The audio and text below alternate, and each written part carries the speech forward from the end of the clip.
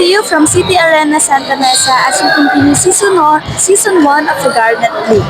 We have here our best player of the game, Mr. Jerome Ifurung, with 11 points, 10 rebounds, 2 assists, and 5 steals. So sir, ano yung mindset mo pagpasok ng game? Ano lang, enjoy the game lang.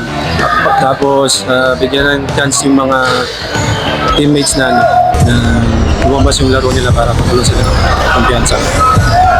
So ano po yung naging game plan niyo para mag-defense? Game plan? Wala naman, basta usapan lang namin, yun lang, mag-enjoy lang. Tapos, share the ball. Saka walang sisihan. Yun lang. So sir, sino po yung inspirasyon niyo tuwing naglalaro kayo? Inspirasyon ko yung anak ko tsaka yung misis ko. Yung dalawang anak ko tsaka yung misis ko. Lastly, anyone you would like to give a shout out po? Shoutout nga pala sa asawa ko, si Jay.